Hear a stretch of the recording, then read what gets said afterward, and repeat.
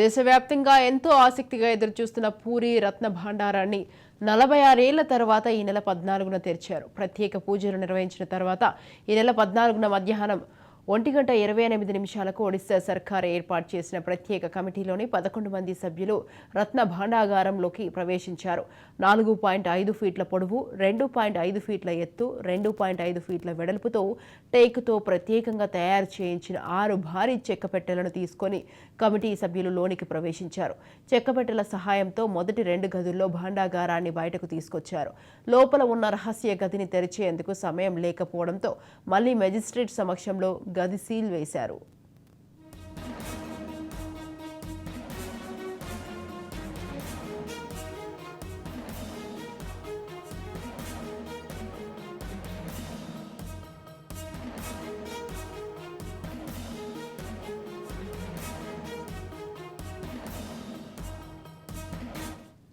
ఆలయంలో రహస్యంగా ఉండే ఈ గది భక్తులకు కనిపించదు. శతాబ్దాల కిందట నిర్మితమైన ఈ ఆలయానికి ఎందరో రాజులు విలువైన ఆభరణాలు, మణులు, మాణిక్యాలను కానుకలుగా అందజేశారు. యుద్ధాలు చేసి శత్రువుల సంపదలను తీసుకొచ్చి పురుషోత్తమునికి సమర్పించుకున్నారు. ఈ సంపదను ఆలయంలోని 3 గదుల్లో భద్రపరిచారు.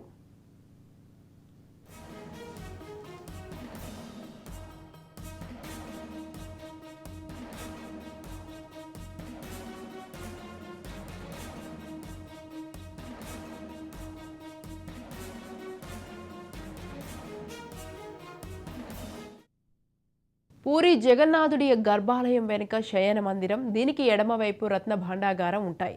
ఇందులో 3 గదులు ఉండగా తొలి గదిలో స్వామివారి నిత్య సేవలకు అవసరమైన ఆభరణాలు, పండుగలు, ఉత్సవాల్లో 3 మూర్తులు తొడిగి అలంకారాలు ఉన్నాయి. 3వ గదిలో మాత్రం వెలకట్టలేని సంపదను కర్రపెట్టెలో ఉంచి భద్రపరిచారు.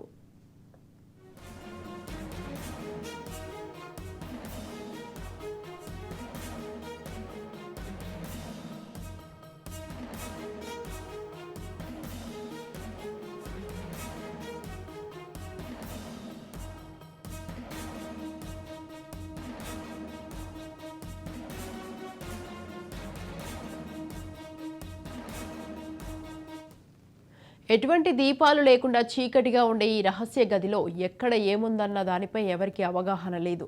ఈ సంపదలను లోక్నాథ్ స్వామి పర్యవేక్షిస్తూ ఉంటారు.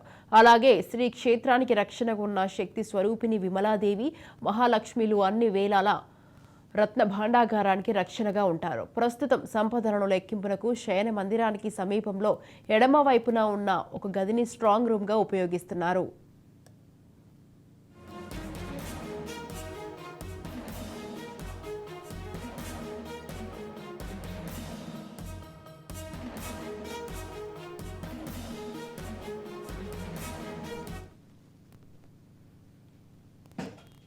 రహస్య గదుల్లోని సంపదను గుగ్గిలం కలపకు లోపల ఇత్తడి పూత పూసిన 6 భారీ సైజు పెట్టెల్లో భద్రపరిచి స్ట్రాంగ్ రూమ్కు తరలించి ఆ తర్వాత లెక్కిస్తారు. అయితే తొలుత రత్న భాండాగారానికి మరమ్మతులు చేసి ఆ తర్వాత లెక్కింపు చేపట్టనున్నారు.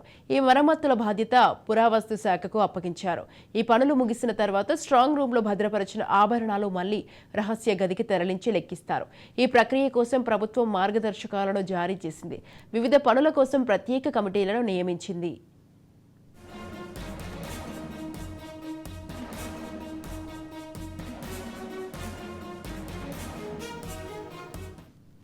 ఇక భాండాగారం తలుపులు తెరుచుకున్న తర్వాత పెద్ద సంఖ్యలో గబ్బిలాలు వెలుపలకు వచ్చాయి. చుట్టూ చీకట్లు ఉండటం వల్ల హైమాస్టర్ సెర్చ్ దీపాలతో ప్రతినిధి బృందం లోపలికి వెళ్ళింది. ఈ వెలుగులతో గబ్బిలాలు ఒక్కసారిగా బయటకు వెళ్లిపోయాయి. రహస్య గదిలో ఏముంది అనేది బృందం వెల్లడించే వివరాల కోసం అంతా ఉత్కంఠంగా ఎదురు చూస్తున్నారు. రత్న భాండాగారంలో తెరిచి 24 గంటలు కావస్తున్నా ఇప్పటి వరకు ఎటువంటి వివరాలను వెల్లడించలేదు.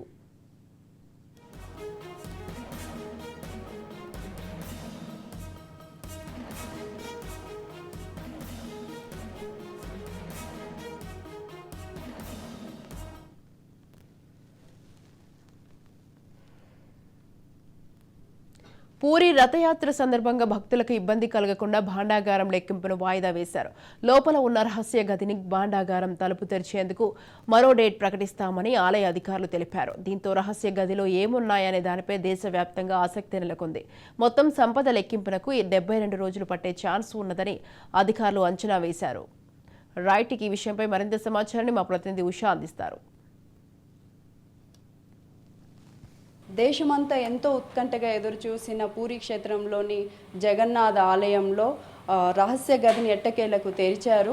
అయితే రహస్య గదిలో నిధి ఎంత ఉంది ఏంటి అనేది లెక్కించడానికి ప్రభుత్వము సిద్ధమైంది. అయితే ఈ లెక్కింపు ఎన్ని రోజుల ప్రక్రియ అనేది మాత్రం తెలియడానికి ఇంకా టైం పట్టేటట్టుంది. అయితే గతంలో 1978లో తొలిసారి పూరీ క్షేత్రంలోని జగన్నాథ ఆలయంలో నిధిని లెక్కించారు. ఇప్పుడు లెక్కించడానికి 70 రోజులు సమయం పట్టింది. తర్వాత మళ్ళీ లెక్కించడానికి 1985 సంవత్సరంలో లెక్కించడానికి మళ్ళీ ప్రయత్నించారు.